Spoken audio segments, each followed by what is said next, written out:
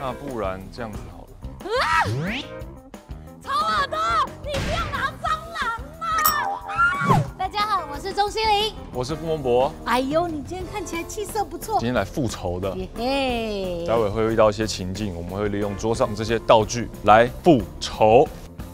情境一：小孩因为另外一半劈腿很伤心。哎呦，以前遇到这种东西，你都要，你看，小孩刚出生，我应该就是电他，要塞进去，这个真的再去，绝对不要劈腿。精神折磨比较重要。对。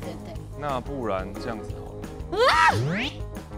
超恶的，你不要拿蟑螂嘛！超恶的你，那这样好了啦，把这个，然后把它夹住，然后永远都不能不要一直针对他的下体啊我一定！要针对他下体。哎，劈腿就是不乖。情境二：旅伴不安排行程，却一直抱怨，生气不安排行程，又一直抱怨。然后又一直要你帮他拍照，这时候我们就可以使用这个。哦，也不错。来笑一个，来，这很坏你。我觉得那个很不错。电就是去泰国玩，然后已经很热了，然后你又不安排行程，一直 complain， 然后就用电热毯把它包住，那应该会热死。还不错。等一下会插电。好。好可以了，完成。情境三：朋友相约追剧，却一直爆雷。他如果不喜欢吃香菜的话，我们就把他的洋芋片换成香菜，其实蛮好吃的。哦，很香菜那不喜欢的人会很崩溃。你拿去给台资源大哥吃吃看，他绝对杀你。真的假的？他超讨厌香菜。哦，就我刚看到沙比配香菜，你试试看。剪刀石头布，啊！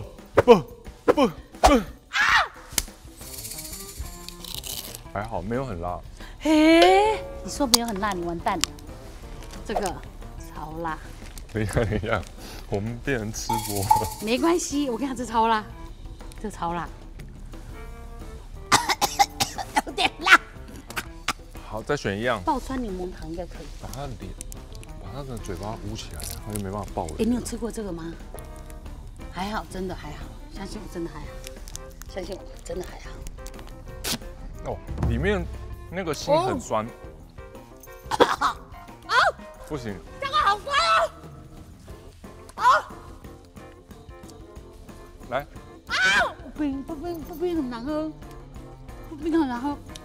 我们今天的吃播就到这里结束喽。不管怎么样，好好做人。而且是世间大善人。现在赶快去 Netflix 看《回魂记》。